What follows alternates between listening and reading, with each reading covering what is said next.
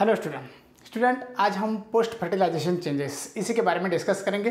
तो चलो, post fertilisation changes हमें एक्सप्लेन करना है एंजियोस्पर्मिक प्लांट के अंदर। किसके अंदर? एंजियोस्पर्मिक प्लांट के अंदर।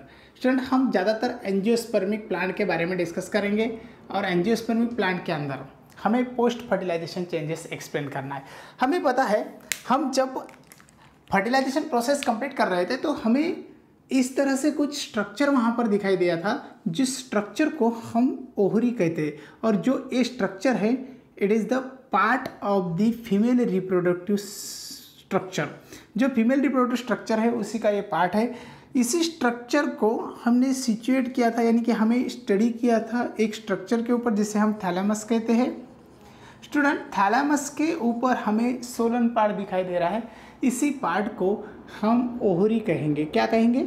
Ovary. This is the structure और ओवरी।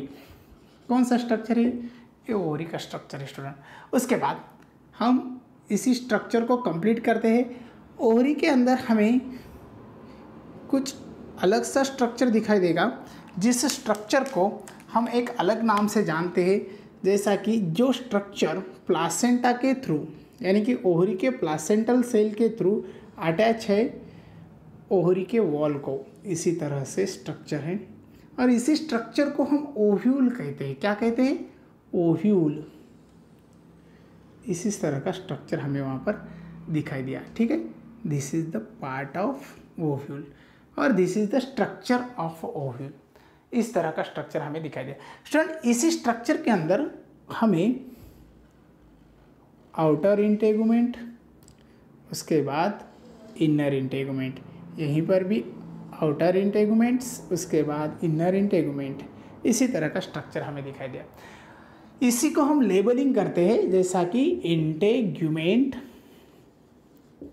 उसे एस लगाएंगे हम, क्योंकि इंटेगुमेंट देयर आर दो इंटेगुमेंट वहाँ पर है प्रेजेंट, आउटर और इनर। उसके बाद inside to the nucellus is present. इसी के अंदर न्यूसेलस प्रेजेंट है। क्या है? न्यूसेलस। इसे हम कहेंगे न्यूसेलस। ठीक है। उसके बाद स्टूडेंट, हमें और एक स्ट्रक्चर मिलता है जो इनसाइड है, और इसी स्ट्रक्चर को हम एम्ब्रियो सैक कहते हैं। क्या कहते हैं? Embryo sac. इसे हम थोड़ा डार्क करेंगे, embryo sac. This is the structure of embryo sac. किसका स्ट्रक्चर है? एम्ब्रियो सैक का। और इसी एम्ब्रियो सैक के अंदर हमें कुछ इस तरह से डार्क सेल दिखाई दे रहे हैं, जिसे हम कहेंगे जाइगोट। क्या कहेंगे? जाइगोट। ठीक है। उसके बाद सेंट्रली हमें एक अगेन न्यूक्लियस का स्ट्रक्चर दिखाई दे रहा है, दैट इज द PEN, यानी कि प्राइमरी एंडोस्पर्म न्यूक्लियस। ठीक है। इसी तरह से हमें स्ट्रक्चर यहाँ पर मिल चुका है। स्टूडेंट, फर्टिलाइजेशन के बाद जो चेंजेस हो रहे हैं उसी के बारे में डिस्कशन चल रहा है हमारा। फर्टिलाइजेशन के बाद क्या चेंजेस होते हैं हमें पता है। सबसे पहले हम एक्सप्लेन करेंगे primary endosperm nucleus converts into endosperm. देखो, प्राइमरी एंडोस्पर्म न्यूक्लियस किसके अंदर कन्वर्ट हो रहा है? एंडोस्पर्म के अंदर कन्वर्ट हो रहा है। उसके बाद सेकंड चेंज है zygote convert into embryo. Zygote का कन्वर्जन एम्ब्रियो के अंदर हो रहा है। और उसी के बाद हम और भी एक्सप्लेन कर सकते हैं, जैसा कि integument converts into seed coat.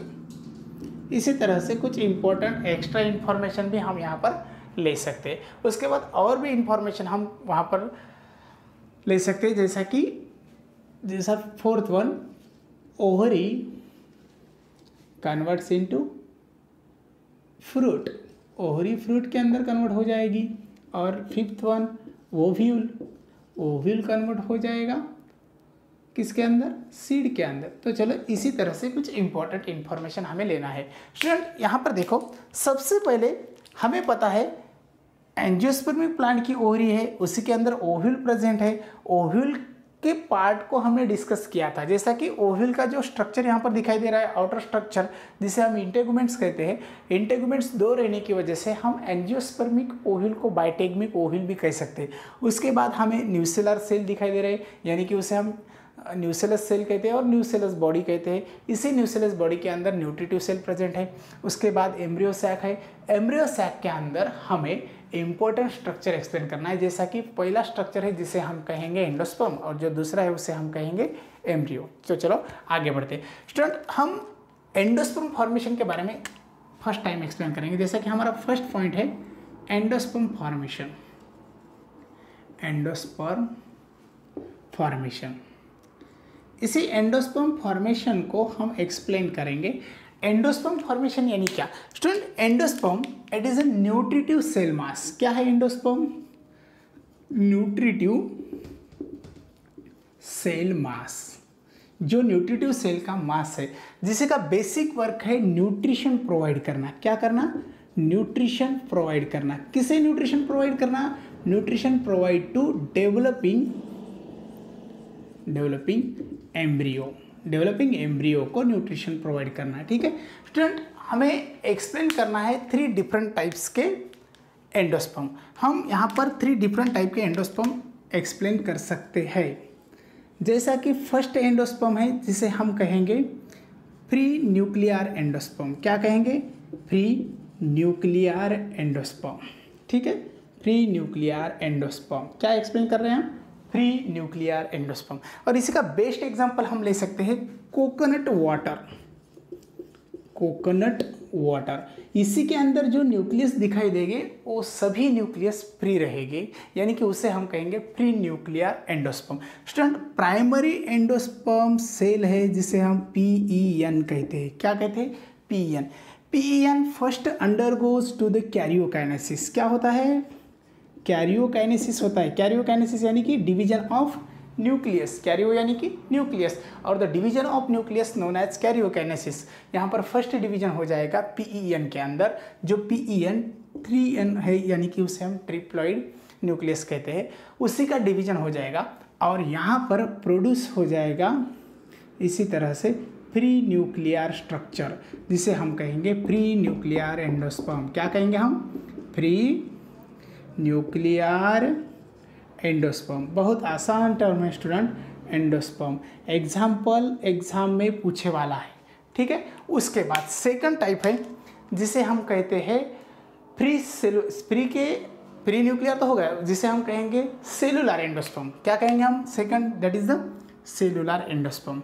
Student, cellular endosperm जो है उसी का एग्जाम्पल भी हम यहाँ पर एक्सप्लेन कर सकते हैं।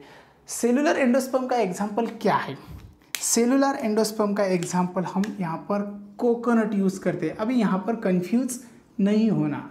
क्यों नहीं होना? हमने कोकोनट वाटर के अंदर फ्री न्यूक्लियर एंडोस्पर्म बताया, अभी हम कोकोनट ईडेबल पार्ट के अंदर फ्री सेलुलर एंडोस्पर्म बताएंगे। कोकोनट का जो पार्ट है वाइट पार्ट उसे के अंदर हमें फ्री सेलुलर एंडोस्पर्म दिखाई देगा। ठीक है, सेलुलर एंडोस्पर्म के बारे में हमें पता है। सबसे पहले प्राइमरी एंडोस्पर्म न्यूक्लियस सेल है, इसी का डिवीजन हो जाएगा और डिवीजन होने के बाद हमें कुछ इस तरह से सेल का मास दिखाई देगा। ठीक है, और इसी सेल मास को हम नेक्स्ट टाइम एक्सप्लेन करेंगे, यानी कि फ्री सेलुलर एंडोस्पर्म। इसे हम क्या एक्सप्लेन करेंगे? Cellular endosperm. क्या कहेंगे? Cellular endosperm. ठीक है, उसके बाद हमें थर्ड टाइप एक्सप्लेन करना है स्टूडेंट। थर्ड टाइप हम कुछ यहाँ पर लिखेंगे, जैसे हम कहेंगे हेलोबियल एंडोस्पर्म। हेलोबियल एंडोस्पर्म को हमें एक्सप्लेन जब करना है तो mostly such types of endosperm founts in monocots. Monocots के अंदर इसी तरह के हमें कुछ एंडोस्पर्म दिखाई देते हैं, जैसा कि प्राइमरी एंडोस्पर्म सेल है जिसे हम PEN कहते हैं। इसी का फर्स्ट चेंजेस हो जाएगा, जो माइटोटिक डिवीजन वहाँ पर हो जाएगा, सेल का मास हमें दिखाई देगा और इसी सेल मास की फिर अरेंजमेंट हो जाएगी और सेल मास की अरेंजमेंट होने के बाद हमें स्ट्रक्चर मिलेगा एंडोस्पर्म का। जो स्ट्रक्चर मिल रहा है उसी स्ट्रक्चर के अंदर कुछ इस तरह से सेल के अरेंजमेंट हमें दिखाई देगी और कुछ सेल जो है वो इस तरह से कुछ यहाँ पर हमें दिखाई देंगे। इसे कहेंगे हम हेलोबियल। क्या कहेंगे? Helobial endosperm. और इसी हेलोबियल एंडोस्पर्म के अंदर स्टूडेंट हम एग्जाम्पल लेते हैं, जैसा कि जवार है, मोनोकॉट भी है, जैसा कि मेज, इसी तरह के कुछ एग्जाम्पल हम वहाँ पर ले सकते हैं। तो ये हो चुका है एंडोस्पर्म फॉर्मेशन और पोस्ट फर्टिलाइजेशन चेंजेस। इसी के बाद हमें बहुत कुछ डिस्कस करना है, जैसा कि एम्ब्रियो फॉर्मेशन कैसे होता है, उसके बाद में फ्रूट और ओविल क्या है, इसके बारे में भी डिस्कस करते हैं। लेकिन जब स्टूडेंट एंडोस्पर्म यानी कि न्यूट्रिटिव पोर्शन अगर ए सीड में प्रेजेंट रहेगा तो उसे हम एंडोस्पर्मिक सीड कह सकते हैं, अगर ए नहीं रहेगा तो उसे हम नॉन एंडोस्पर्मिक सीड भी कहते हैं।